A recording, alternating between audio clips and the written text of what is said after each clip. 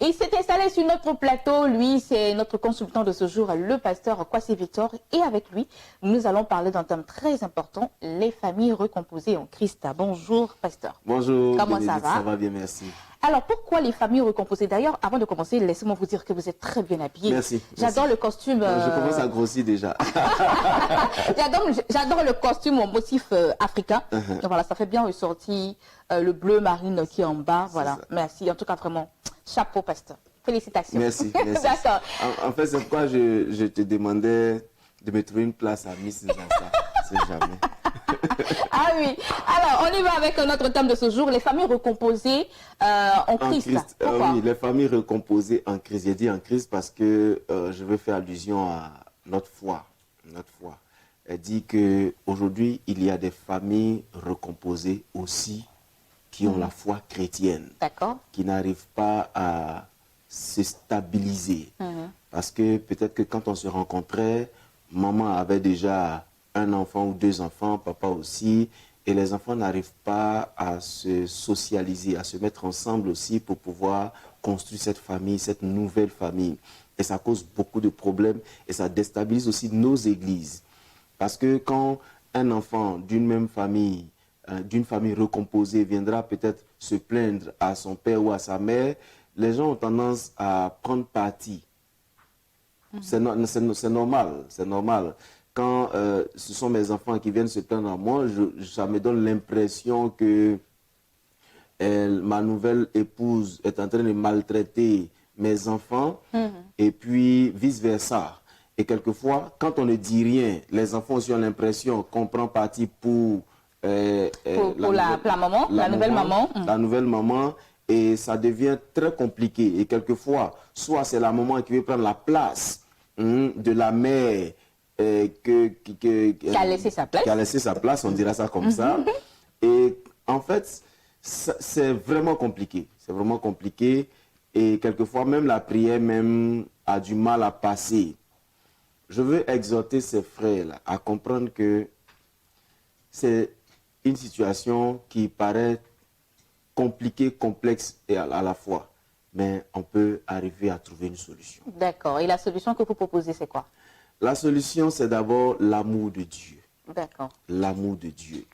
Ne pas donner l'impression aux enfants que nous ne nous intéressons pas à eux ou que nous voulons prendre la place de leurs parents qui ne sont pas là, mais que nous leur présentons l'amour de Dieu, nous leur donnons l'amour de Dieu. Quelqu'un m'a dit, ah, c'est souvent difficile d'aimer quelqu'un, d'aimer les enfants, souvent ils ne comprennent pas que tu les aimes, mais personne n'est insensible à l'amour. Et l'amour, je t'aime comme si c'était mes enfants. Je vous traite comme mes enfants. Parce que l'enfant, lui, il est sensible à l'intérêt autant qu'on lui donne. Il est sensible à l'écoute. Il est sensible à tout ce qui est à caractère à le stabiliser émotionnellement. Alors, il faut que les parents comprennent que dans la plainte de l'enfant se trouvent plusieurs choses. Se trouve la douleur de n'avoir pas son parent qui n'est pas là, présent. Et aussi dans son cœur, il accuse le parent qui est là d'avoir pris la place de son parent qui n'est pas là. Il faut qu'on leur présente l'amour de Dieu. De toute façon, c'est déjà fait. On ne peut pas changer. La maman n'est pas là, ou bien le papa n'est pas là. Ce n'est pas qu'il est décédé, mais souvent on a du mal à le retrouver dans la nature. Oui, parce que finalement, les choses sont produites comme ça. Mais il faut qu'on leur présente l'amour de Dieu. Et comment leur présenter justement l'amour? Aujourd'hui, les parents ne partagent pas la parole de Dieu avec leurs enfants dans les familles recomposées, parce que chacun a pris parti. Il faut qu'on crée des cadres de partage de la parole de Dieu. D'accord. Parce que si on ne crée pas ce cadre, non seulement les enfants ne vont pas s'accepter, ne vont pas comprendre qu'on doit s'accepter. Et qu'on grandit ensemble avec une paix dans le cœur, avec une émotion assez agréable. Donc il faut qu'on crée des cadres de partage de la parole de Dieu. Souvent je dis aux parents, ils achètent tout pour leurs enfants, sauf des Bibles.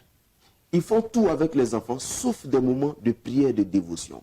Il faut qu'on fasse des moments de prière parce qu'il n'y a que la parole de Dieu et Jésus qui peut changer, qui peut transformer les gens.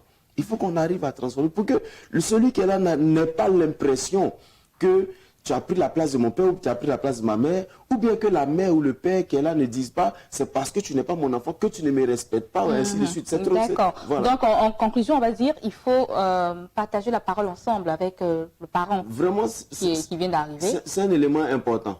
Que le parent qui est chrétien, c'est pourquoi il dit les familles recomposées en Christ, partage la parole de Dieu.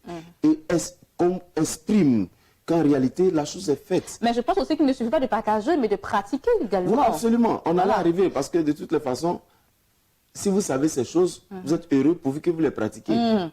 D'accord. Donc, qu'est-ce qu'on va dire pour finir pour ce jour? Parce que je pense que ça peut continuer encore la semaine prochaine. Il faut, pour le premier point, qu'on partage la parole de Dieu et expliquer les choses simplement aux enfants. D'accord. Merci beaucoup, Pasteur Kwasi Victor. Nous partons tout de suite pour Espace Annonce.